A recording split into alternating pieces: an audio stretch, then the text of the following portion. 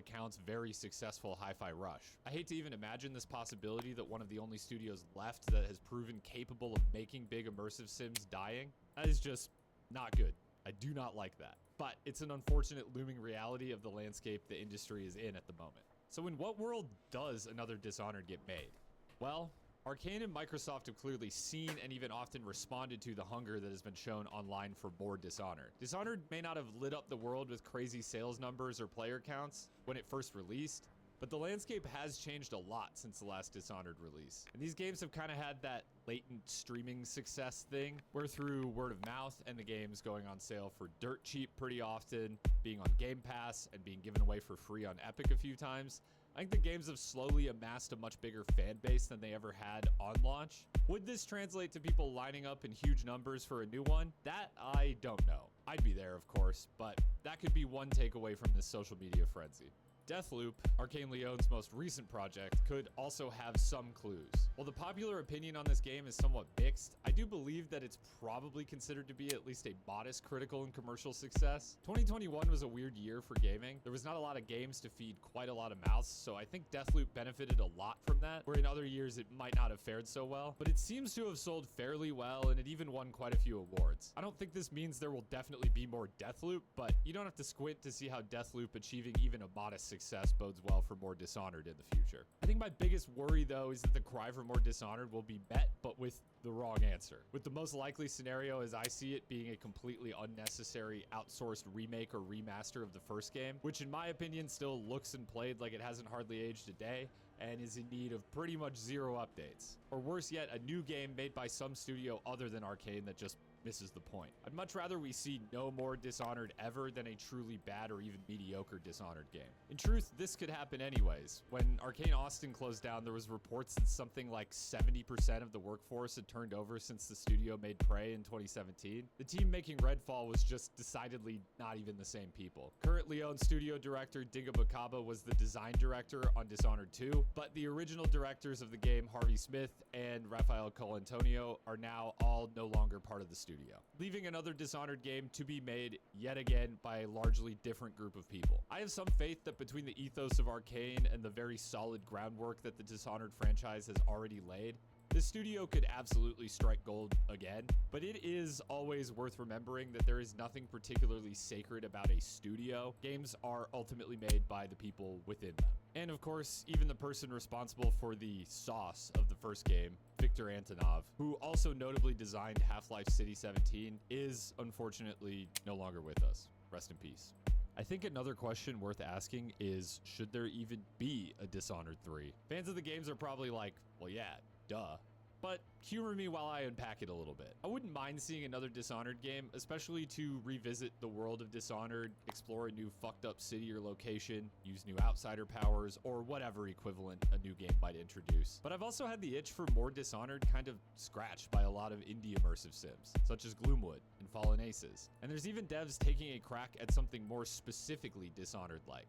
For example, I really enjoyed the demo of a game called Devoid, and I see a ton of potential in it to fill a similar niche to Dishonored. There has essentially just never been a better point in history than right now to be a fan of this genre for many reasons. Additionally, the fracturing of Arcane Austin has given us now multiple studios working on games with a similar ethos to Arcane and Dishonored. I have yet to play Wolfeye Studios, which is Rafael Colantonio's new studio's game called Weird West, which as a top-down action RPG is a little harder to sell as being like Dishonored, but I'm still far from disinterested, and they're also apparently working on a new game as well. Harvey Smith apparently has a new studio that's working on something, and Arcane still exists in some form and continues to make new games. Jury's out on Marvel's Blade, of course, but I'm far from pessimistic about it until we learn more. Well, I think there's reason to be hopeful given that Arcane and Microsoft have clearly seen the outpouring of love for these games. My final question is just, do we really want the reason a new Dishonored game gets made to be because Microsoft now suddenly thinks it will sell well? I'd so much rather it get made because someone at Arcane was feeling inspired with an awesome idea for a third Dishonored that was just too good to pass up, a new story or angle that just had to be explored. I understand that's sort of a naive perspective on how this stuff works, but I just resist the idea that Dishonored turning into an IP that gets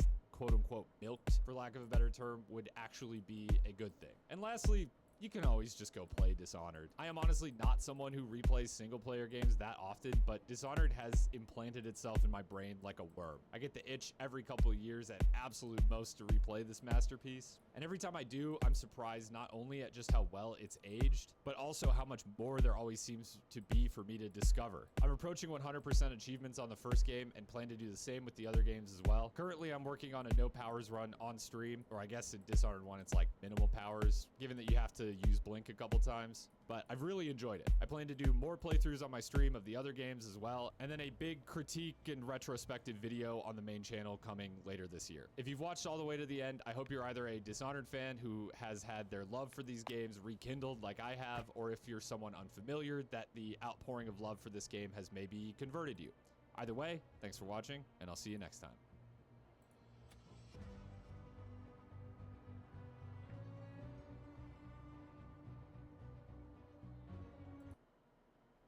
You ever seen a man's soul leave his body? You have now. So, about 5 months ago, decided, let's take a peek into this whole Trump phone thing, because they're long overdue on delivering this golden phone that'll reinvent my understanding of what it means to deliver a phone call and, I don't know, ask Grok to put me in a bikini on my mobile device. And, well, that started a bit of a snowball effect where I got really wrapped up in the whirlwind of trying to get my hands on this fucking mythical device. I would probably have better odds of finding a real-life Dragon Ball than a T1 device. Anyway, I don't need to regurgitate the lore for how we got here.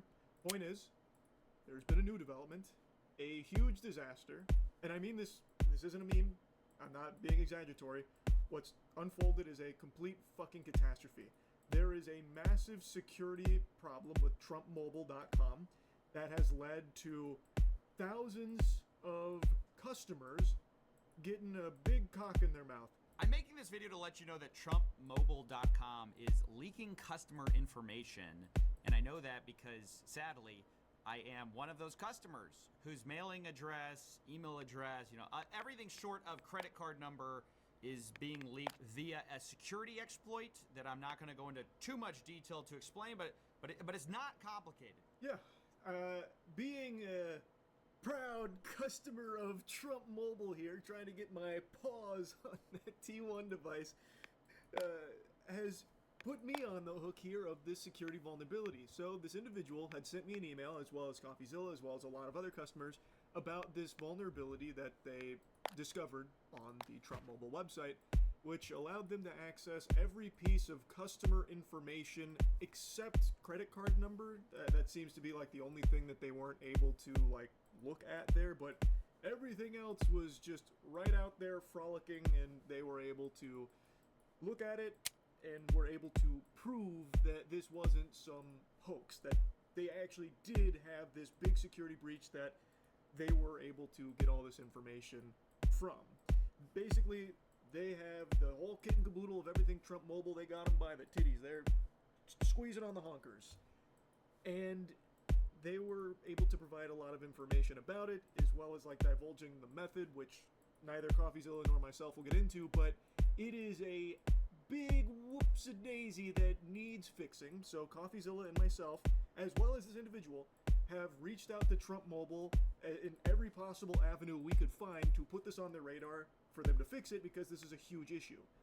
All of us have been met with radio silence. This individual does not appear to be some kind of like malicious bad actor trying to use this for some kind of nefarious purposes. This is someone that has actively been trying to get it fixed, and then when he's been met with nothing but crickets from Trump Mobile, as well as a couple of other outlets that he reached out to, that's when he reached out to myself, CoffeeZilla, and multiple other people as well that were customers here, victims of this security flaw. So since no one from the official Trump Mobile team is receptive to this kind of alert, what else is there to do besides just make this video and CoffeeZilla's video publicly talking about it, so that way maybe they can, see it and fix it, because this is a huge problem. And this should hopefully dissuade other people from purchasing a Trump Mobile device, because it is not safe to do so right now. It is actually dangerous. It has a huge security issue. I mean, exactly how it works was explained to me.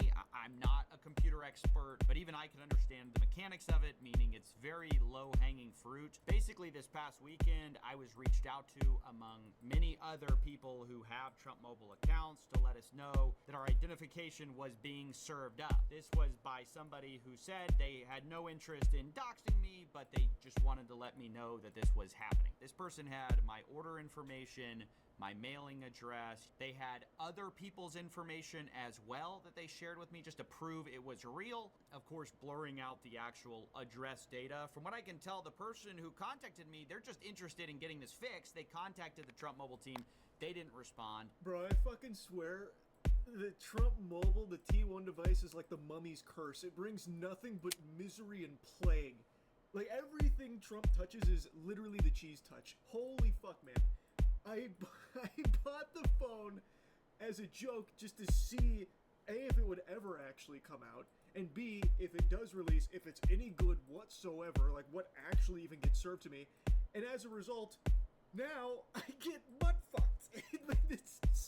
This is the President of the United States, man. Just the concept of this would be something that people would insult and critique if they saw it in some kind of like satirical context in like a show or a movie. Because it's so over-the-top stupid. The fucking president of this country has a company, and has had many companies that are complete fucking shams, but this one in particular is not only extremely shady and unable to deliver anything that it has been hyping up and taking orders for so long, but also has a security flaw that is actually disastrous for the customers.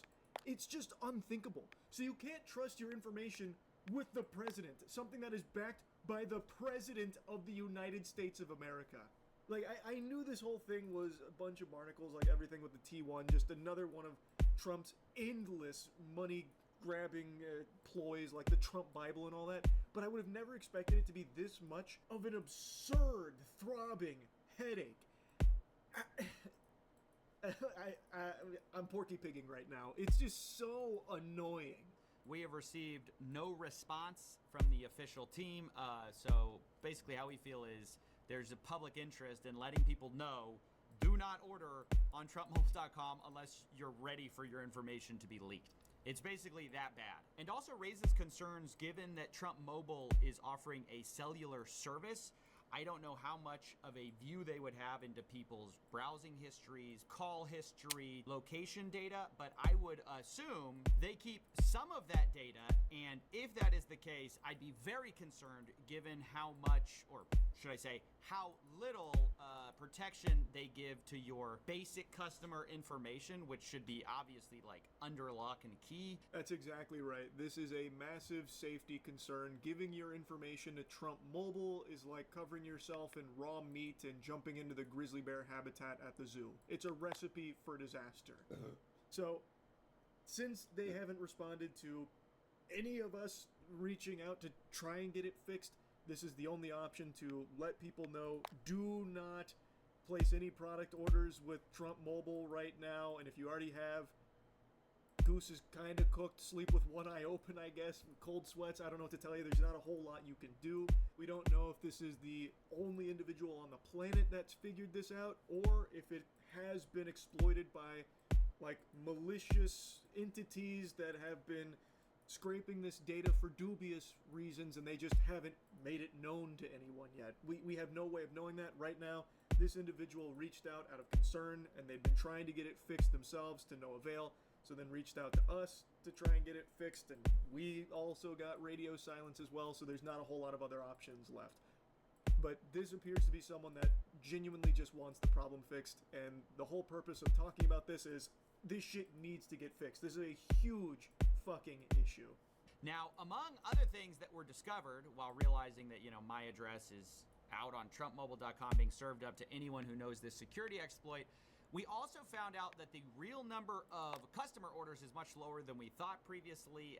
It had been reported that 600,000 people ordered the T1 phone. Turns out that number was basically made up from thin air, but actually looking at the customer, unique IDs, it looks like the real number of actual customers on this website was more like roughly 10,000 unique customers with roughly 30,000 unique customer phone orders. I don't know if that also includes Trump Mobile itself as a cellular service plan. I'm not exactly sure, but it looks like about 30,000 different orders went through, much lower than previously reported, about 5% actually of what was previously reported. Yeah, that was a wacky little nugget that came as a result of this individual having access to basically the fucking mainframe of Trump Mobile.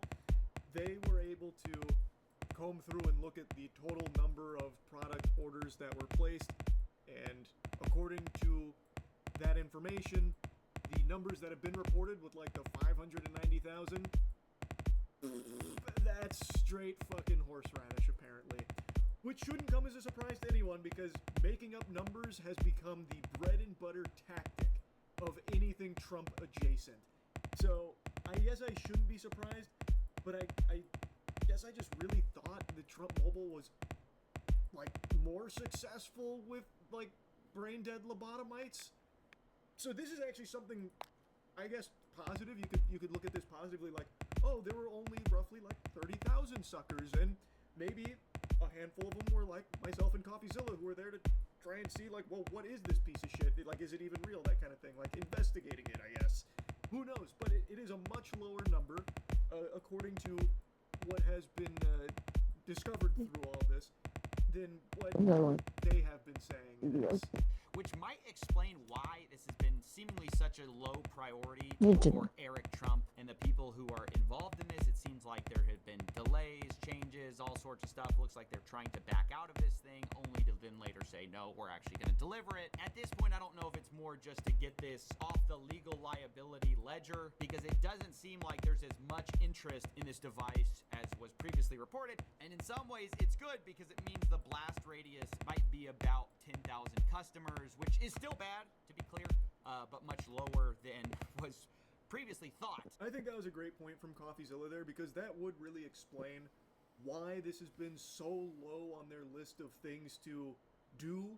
They promised a phone a year ago and then just let that fall to the back rooms and hope people forgot about it. And that seemingly did work for a while. People were just more than willing to just forget about it. They got neuralized by the Men in Black. Until recently, where it started to bubble over and people started paying attention. Now that the pressure's on, they all of a sudden have this phone that they're ready to start moving on. So, since the number appears to be so much lower than what's reported, that explains why there hasn't been a whole lot of chirping about it. If there were truly 590,000 people that put in $100 on this and never got anything, and still don't have anything yet, by the way, I imagine there'd be a lot more anger and many more people being vocal about it, because it has been, for the most part, pretty quiet.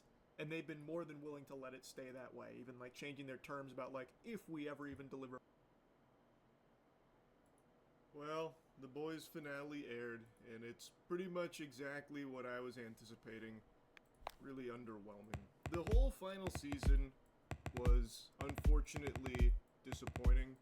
Just a really weak finale, especially for all of the build-up that we've had for years now, and then this season was billed as, Homelander snapping, it's about to be nuts to butts, there might even be fucking boobies blowing up all over the place, everyone's fucked, that kind of thing. And yet this whole final season felt like the smallest version of The Boys so far. They took something that was really big in scale and dialed it into something much tinier and teenier. It's just, I don't get it. So I won't regurgitate all the points I was making for the first 6 episodes. Instead, I'm just going to focus mainly on the ending, but a little bit of some of the stuff I hated as well, with episode 7 getting into it. So let's just dive into the spaghetti and the meatballs. Where do I even begin? I think one of the biggest flops here was the introduction of V1. I don't think it actually did anything. I think it is solely there to set up VOD Rising. When Homelander does get V1, nothing changes. In fact, it feels like it even depowers him.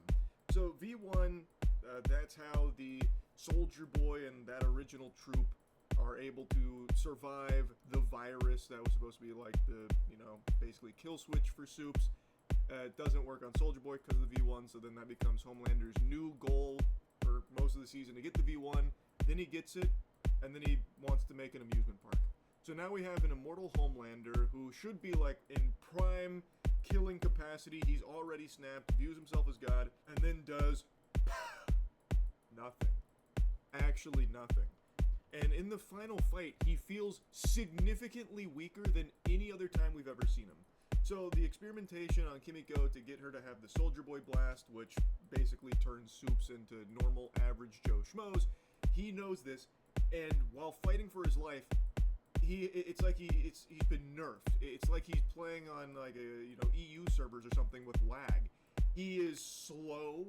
He is not powerful. His laser eyes, which we have seen him actually cut Kimiko in half with, don't do anything to her. Like, he's not able to even like cut her in half anymore. Even though he uses his laser eyes directly on Kimiko, it doesn't like pierce her chest, cut her in half, damage her in any way. She just takes it and then gets up like she got hit with a water balloon.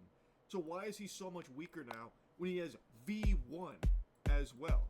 This should be like a, Armageddon type situation, but they're treating him like a joke. And I don't mind like the final team up of Butcher plus Ryan against Homelander. I think that's very satisfying. And Kimiko being the one to have that blast, I think makes sense. I wasn't like, that came out of nowhere and feels shitty. I was like, okay, I could see that. It makes sense, especially with, Frenchie dying beforehand. I think that ties it together and works. But what doesn't work is how weak Homelander is. It feels really lame, especially when you consider a couple scenes before their final showdown, he took a guy to space like that. It was like an instant transmission from Dragon Ball Z. He had a guy, he didn't really fuck with him, so he grabbed him, he shot up into the sky, and then came right back down, and when asked what happened, he said, oh, he's an astronaut, so I took him to space. Why couldn't he fly like that when his life depended on it? Why in the final fight, in the couple of times he tried to fly away, was it like me on a tricycle trying to get away? I don't get it. So, truly, I just don't think the V1 did anything meaningful to the plot of The Boys. Like, it gets introduced at the final season here, completely changes the trajectory of everything that had been building, because now we have another new side quest, another new doodad we're gonna have to look into and stop from getting into the bad guy's hands. And even when it does, who cares? like actually, who gives a fuck? It didn't matter. I think they spent so much time on that to get VOD Rising, off the ground a little bit, put some poop in that butt, that they kind of abandoned a lot of what they were building to previously. Like, example, one of the huge things was the flight recording where Homelander just lets the entire plane die in season 1. That was going to be like their big, weapon against him in the public eye, and we built on that for fucking years. And then that gets dropped early on in the season, only to just be written off as AI immediately, which I get, like, yeah, that's an easy way out. You can just say, oh, it's AI, it's fake, and people believe it. That's what they do in the show. But why do that for this? Why build for so many years just to have them finally get to that point where they release it, and then it's only like a fleeting mention of, oh yeah, that was a Starlight AI video. Didn't happen. So it just feels like, okay, that was a waste of time and doesn't really do anything in the grand scheme of things, huh? Same with Soldier Boy. He gets put back on ice. That was the big finale for Soldier Boy in the last episode. He gets choked out and put on ice again. For the third fucking time. All they do with that character is they thaw him out. He acts wacky and silly and like tough for a little while. They can't really beat him. He talks about, you cum guzzling, jizz pirate, that kind of stuff. You butt bubbling, motorboat nut swallowing, scallywag. And then they put him back on ice when they can't figure out what else to do with him. So he just goes back into stasis. Like, come on.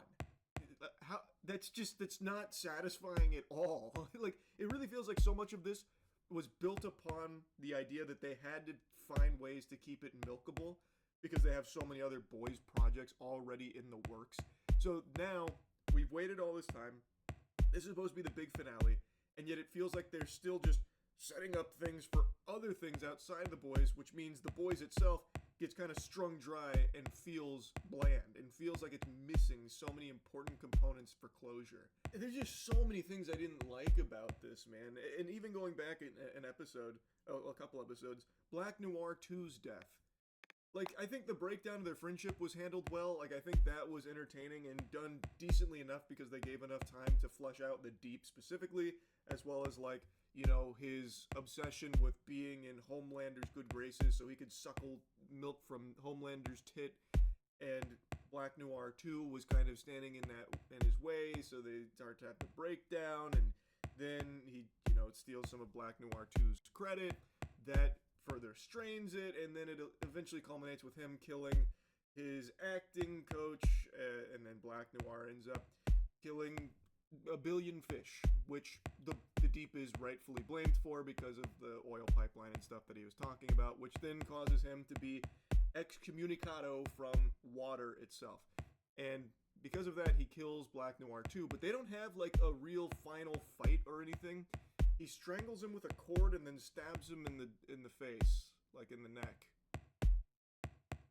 This is Black Noir 2 can fly. He's bulletproof. How the fuck is he getting choked by a cord? Like, I understand the Deep is also superhuman, so he's got strength. The cord would break. Why wouldn't you just have them like actually fight?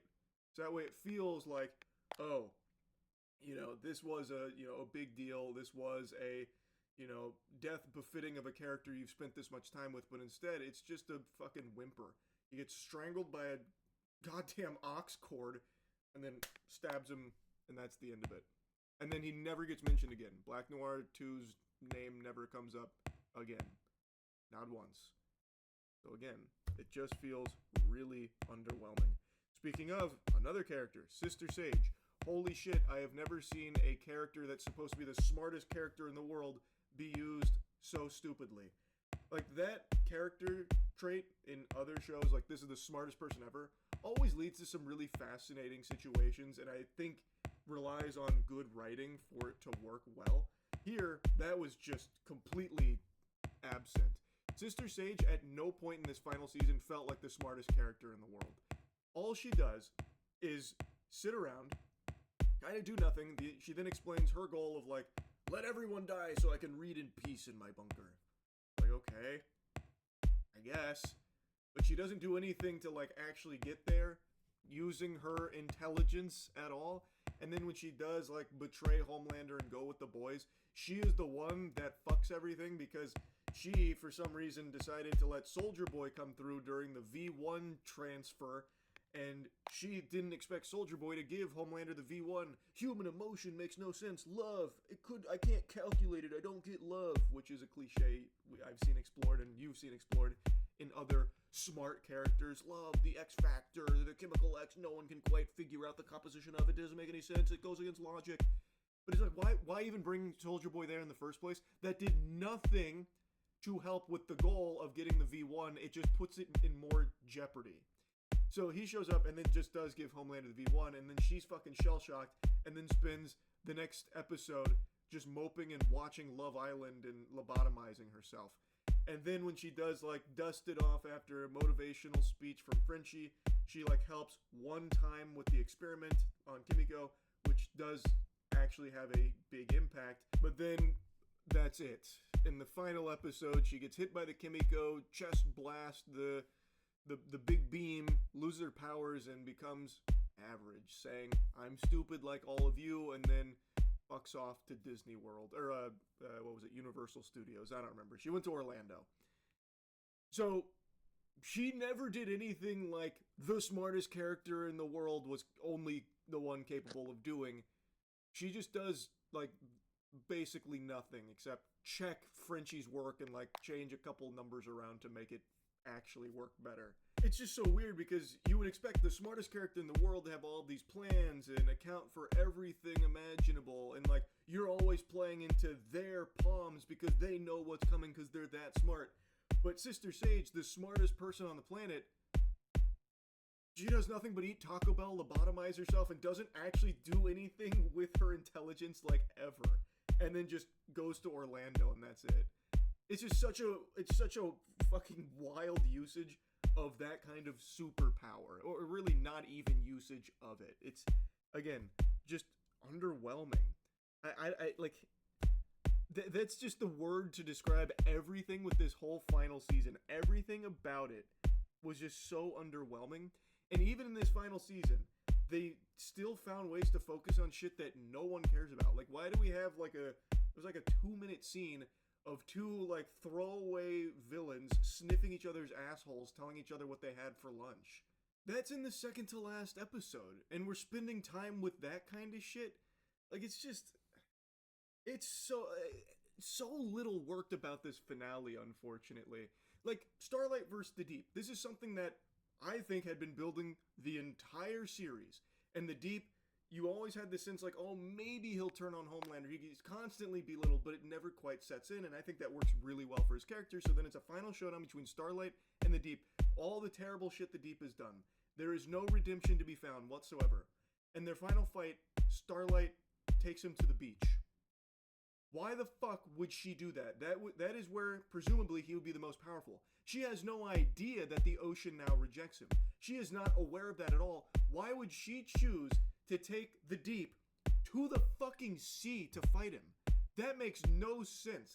That's the dumbest shit imaginable. What? Why? Of course it works out because the sea does reject him, which, again, Starlight doesn't know. So she does win, like, the hand-to-hand fight, and it's an okay fight, I guess. I would have liked to see it be, like, a little more, like, emotionally weighted. Like, it still felt fast. Everything felt rushed here because it's the final episode, and this whole season was written as if they had, like, 15 episodes to go. But it does ultimately end with him getting blasted into the sea, and it has kind of a callback to how he killed Black Noir's acting coach, the director. He gets ass murdered by a sea creature, a tentacle popping up from his butthole out of his mouth, and he dies there in the sea that now hates him because he betrayed them. Starlight had no idea that was the case. Why did she take him there? That's just ridiculous. Like, that is just dumb. There's a lot more I could yap about, but I've already been going for a little while, so let's just instead focus on some of the biggest things that make this so weak. And I've already touched on one of them, but the scale of it. This was billed as the Scorched Earth final season, and I think they did a great job building up to a Homelander just snapping and going fucking insano style on the entire planet. And that's what everyone, myself included, was expecting to happen with this season. But none of that ever gets there. At no point does he go Scorched Earth. And in fact, in this, like, genocide mode Homelander, he kills less people than he ever has in previous seasons and is far less threatening than he has ever been. I don't mind that they have him be like a sniveling, temper tantrum throwing loser that everyone makes fun of and constantly calls pathetic. I think that fits really well with what they've built for this character. But the whole thing is he has snapped. He is unhinged. He is a loose cannon. But he never actually does anything Scorched Earth. There is no big, like, holy shit moment or anything like that. It actually feels like a neutered Homelander. Especially in their big final fight, which I've already blabbered about. But one other thing I want to mention is, you remember how he kills Frenchie? He basically teleports across the building right in front of Frenchie. Why couldn't he do that in the White House? Why couldn't he just start doing that speed blitzing out of there? Or just speed blitz insta-kill Kimiko, just fucking, one tap there. Like, it doesn't make sense. He had already lasered her in half earlier, and now his lasers are so weak, and now all of a sudden he's so slow he can't fly away, he can't do anything we've seen him do before in the final fight. So the final fight doesn't even feel like a big moment either. It feels anticlimactic. It feels like it was like an inconvenience. The fights with Homelander and, like, with Soldier Boy were better. Like, I don't want to go back into, like, the nitty-gritty because I've already been blabbering so much, but there's just so little about this finale, and really the whole final season worked. It's just such a letdown. Anyway, though, like I said, this season does not follow through on where they were building Homelander to this global threat. He keeps, like giving lip service about it, like, if you're a non-believer, get ready to face oblivion and that kind of stuff, but it never happens. It gets cut short, and even leading up to that, it doesn't happen. It's So you just have a final season that feels like it's the the actual smallest season yet. Anyway, I do want to give a couple of mentions for things I did like in the finale. I'd already mentioned a couple of things I liked throughout the season, which again were pretty sparse, but in the finale, I did think they did a few things pretty well. Notably, Butcher. I do think they did a good job with Butcher. Aside from the final fight where he's using less tentacles on Homelander than he did on fucking Newman, he's now much more content to not really be using his powers all that much for some reason. I don't know why he doesn't really go all out with it, but whatever. I do think when Homelander gets depowered, is no longer a soup, Butcher does a wonderful job of being that boogeyman. Just early, like moments earlier, we heard Homelander say, "Do you think I'm afraid of William Butcher?" And then we see him just crying, begging Butcher not to kill him as he menacingly walks towards him, just unflinching, just diabolical. And Homelander is crying. He's saying, "I'll suck your dick. I'll eat shit on live TV, whatever you want. No, don't do it." That kind of thing, which I think is the perfect ending to Homelander. Exactly what that character deserves. Exactly where I was hoping it would go. And then Butcher does the crowbar into his skull, pops his head open, killing him. And on live TV, and everyone sees Homelander go out in a sad, pathetic, despicable whimper. And I think that was a really good ending to Homelander versus Butcher. Hello? It's just a shame that how we got there was as weak as it was, because I do think they stuck the landing on the actual killing of Homelander. I think that is exactly what it needed to be. And I think what happens next with Butcher is exactly what needed to happen. He doesn't just instantly get forgiven by Ryan and, he doesn't just all of a sudden flip this switch and now he's like the nicest guy ever. He's out mowing his lawn, waving to his neighbors and stuff like that. He doesn't get that happily ever after because William Butcher as a character is not someone who even thinks he deserves it. So I think them committing to that was the right call, where he takes the virus and he is going to finish what he started and what he always wanted to do of killing all of the soups with this virus. So he goes, he gets everything set up, he's got his finger on the trigger ready to do it, and he is confronted by Huey. And I think this standoff between Huey and Butcher is exactly where things needed to go, exactly where things had been building with a final confrontation between these two. Huey, after everything he's been through, has not lost himself. He tiptoed on that, line a little bit, but always came back to being the Huey that we had always known from the very beginning. He stayed true, which is something Butcher also makes a mention of. So Huey and Butcher, they clash, and Butcher is obviously fucking clobbering him. He is walloping Huey, and it looks like Butcher is going to follow through on killing all the soups right in front of Huey, even though Huey's like, "This is your moment. I know you still have a heart. I don't need to be your canary. I don't need to be your Lenny." But it's not working. Looks like Butcher's going to go through with it until eventually he sees Lenny and he starts to take his finger off the trigger. Huey shoots him. And Huey felt he had no choice because Butcher, it looked like he was going to do it. It looked like he wasn't going to stop.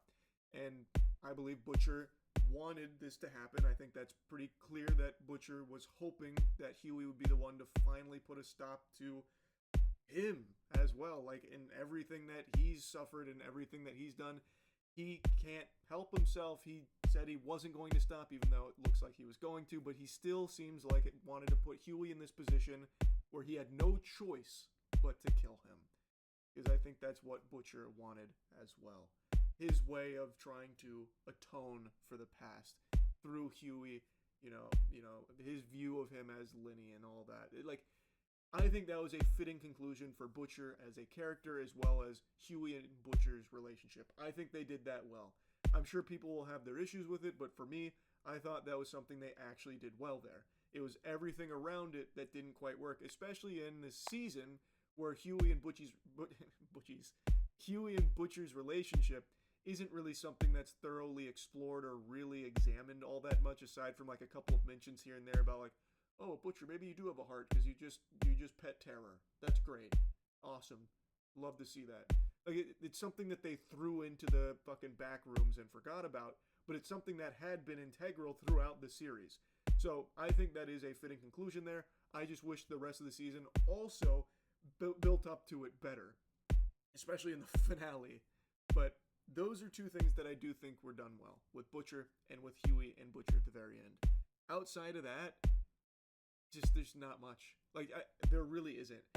Oh Father was fine. Like, I actually think Oh Father was a really interesting character.